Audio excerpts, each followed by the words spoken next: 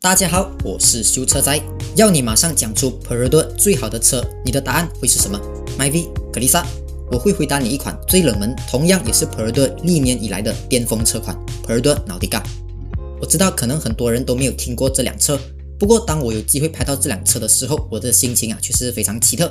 虽然讲说它只是一辆二手的 Perodot， 从你身边经过都毫不起眼，不过我却对这辆 Nautica 有满满的期待。因为它是 Perodot 车系之中唯一也是最后的硬汉。1998年，他的大师兄 Perodot Kembaran 在本地登场。当年的 Kembaran 可以算是本地市场你所能够买到最便宜的 4-wheel drive 车型，销量也还不错。Nautica 是 Perodot 少数带有 4-wheel drive 的车，所以它就是 Kembaran 的正统继承人。不过 Nautica 从路上的能见度来讲，你就知道它是不如 Kembaran 这样来的成功。其中很大的一点就是因为价格。Nautica 当时在卖新车的时候，只有一个 spec， 价格是89900块，我们就算它9万。就算到了今天，听到一台 Perodot 要卖到9万块，我相信还是没有人能够接受。那么为什么 Perodot 要把这辆车卖到那么贵？真的是为了暴利吗？其实都是因为进口的关系。你没有听错 ，Nautica 是一辆从日本进口的马来西亚国产车。当然，因为一些国产车的政策关系 ，Nautica 并不是100%进口。例如前面的 bumper、sarong， 后面的 bumper 都是在本地生产，剩下的都是从日本整装进过来才组装在一起。外形方面都是10年前的车，我就不多讲解。车头和你时常看到的 Rush 是没有分别。头灯组既然有 projector， 这点我是蛮惊喜的。当然 sarong 上面的 logo 就换成 Perodot。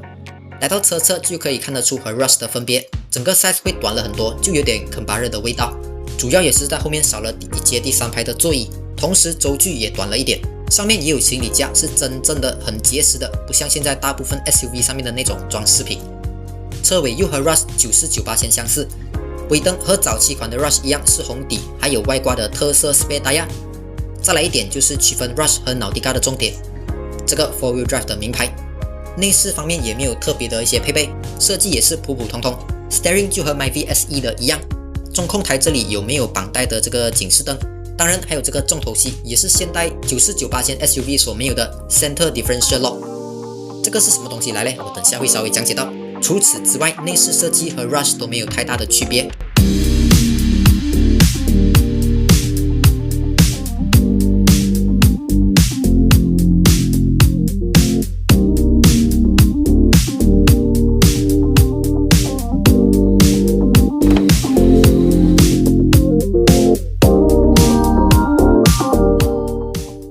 来到 Nautica 的 engine bay， 看起来空空的样子，是因为引擎压箱为了把动力通过 drive shaft 传去后轮，所以都是采用打直摆放的。一般上的车辆都是打横放的啦。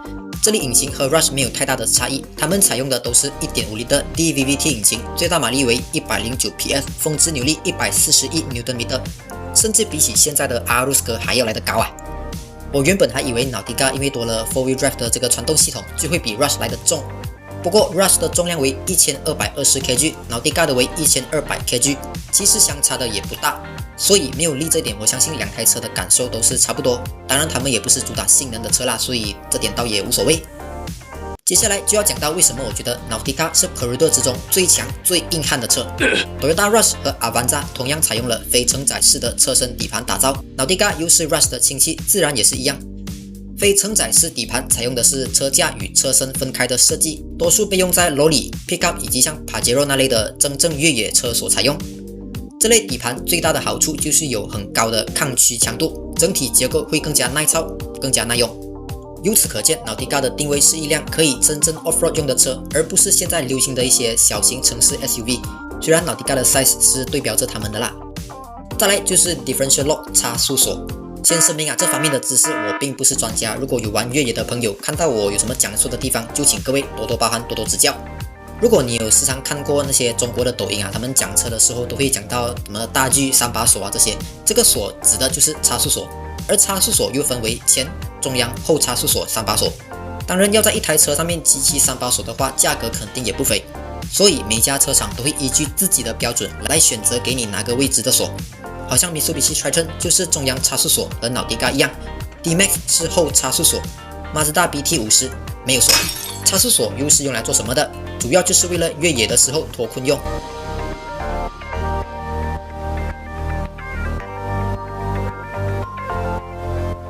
由此可见，差速锁是玩越野的必需品。拿 CR-V 来举例啊，虽然它有给到你 4 Wheel Drive， 不过并不会真的有人拿 CR-V 去玩泥巴，所以 Honda 当然是没有给你差速锁，也没有必要给你。而当时的 Nautica 在我看来啊，它并不是一台只是给你在路上跑的 SUV， 而是可以和那些硬汉大智佬一起去玩泥巴的车。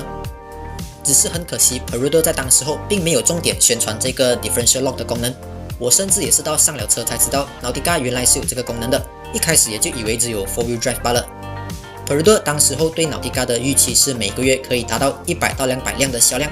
如果当时候加入，你可以买到最便宜拥有 Center Differential Lock 加 4 Wheel Drive 的车，销量应该也不至于到这样的凄惨。在修车仔看来，今天会想再购买二手 Nautica 的人肯定也不多，因为有些人甚至都不知道它的存在。它就像是 Suzuki Jimny、Vitara 这类的小型越野利器，这两款车的二手价目前也被炒到很高啊。当然，他们拥有的一些功能是 Nautica 所没有的。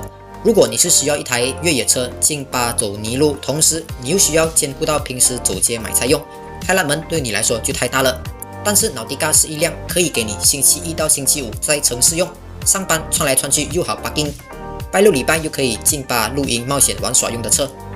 当年卖到90千的日本进口 Perudo Nautica， 如今只需要28千左右就可以把它带回家了。28千你所买到的是什么？4 Wheel Drive 加上 Differential Lock， 再附送 Toyota 的耐用以及可靠性。目前市场上卖着的二手 Nautica 也不超过5辆，要询问或者购买的赶快联络以下号码，报上修车仔的大名，绝对给你最 net 的价格。